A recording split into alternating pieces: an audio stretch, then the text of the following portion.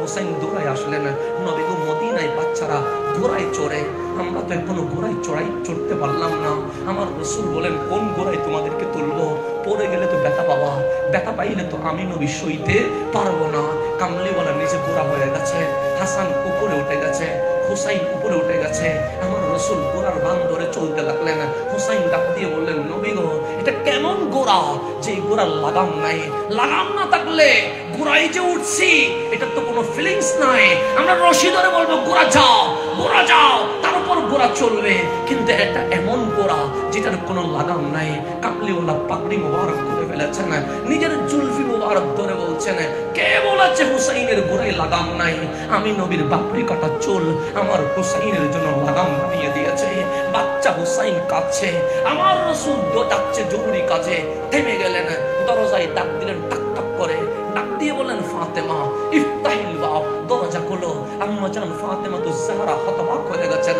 অসময়ে কামলিওয়ালা আসলেন, দরজা খুললেন, সালাম দিলেন। সালাম দিতে দেরি আমার রাসূল বললেন, ফাতেমা কথা বাড়াইও না, কাঁদছে কে বলো? আম্মা জান ফাতেমা হাসি দিয়ে বললেন, ইয়া রাসূলুল্লাহ, বাচ্চা থাকলে তো কাঁদবেই স্বাভাবিক, এটা নিয়ে এত ইমোশনাল হওয়ার দরকার কি? এত সিরিয়াস হওয়ার দরকার কি? আমার রাসূল বলেন, ফাতেমা তুমি কথা না বাড়াইয়া বলো না কাঁদছে কে? হুসাইন কাঁদছে। আমার রাসূল বলেন, আলা আলা ইয়া ফাতেমা, ফাতেমা সাবধান, হুসাইন যেন না কাঁদে, হুসাইন যেন না কাঁদে। আম্মা জান ফাতেমা অবাক হয়ে বললেন, ইয়া রাসূলুল্লাহ, বাচ্চা তো কাঁদবে। কামলিওয়ালা বলে বিশ্বের বাচ্চা কাঁদবে, হুসাইন যেন কখনো না কাঁদে। হুসাইন কাঁদলে আমি নবী সইতে পারি না, আমি নবী সইতে পারি না। রাসূল আরবি এশারের নামাজ পড়ছে, হুসাইন এসে পিঠে বসে গেছে। আমার রাসূল যখন জামাতে নামাজ পড়তেন 3 বার 5 বার সুবহান রাব্বিয়াল আলা বলে উঠে যাইতেন। আজ 5 বার বলে ফেলেছে, কামলিওয়ালা উঠে নাই। 7 বার বলে ফেলেছে, কামলিওয়ালা উঠে নাই। 9 বার বলে ফেলেছে, কামলিওয়ালা উঠে নাই। 10 মিনিট চলে গেছে। সাহাবায়ে কেরাম বলেন, নাহনু নাখাফ, আমরা বড় ভয় পেয়ে গেছি। নাহনু নাযুন্নু, আমরা ধারণা করেছি হয়তোবা নামাজের ভিতরে রাসূল মেহমান হয়ে গেছে। 15 মিনিট চলে গেছে, রাসূল এখনো উঠছে না। কয়েকজন সাহাবী বলে, সিজদা থেকে আমরা মাথা তুলে দেখি নবীজি কি করছে। দেখলাম নবীর পিঠে হুসাইন বসে আছে।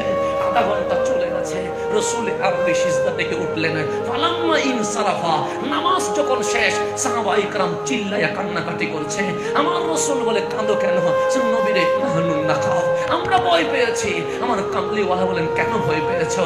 আপনি 3-5 বার তাসবিহ পড়ে উঠে যান। আজ 10, 15, 20 মিনিট চলে গেছে, আপনি তো উঠেন নাই।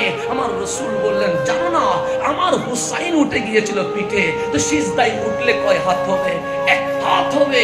1 হাত থেকে পড়লে তো পা ভেঙে যায় না, কেটে তো যায় না, একটু ব্যথা পাবে। একটু ব্যথা পাইলে উফ বলবে, ওই উফ বললে আমার নবী বলে, এটাও আমি সইতে পারবো না।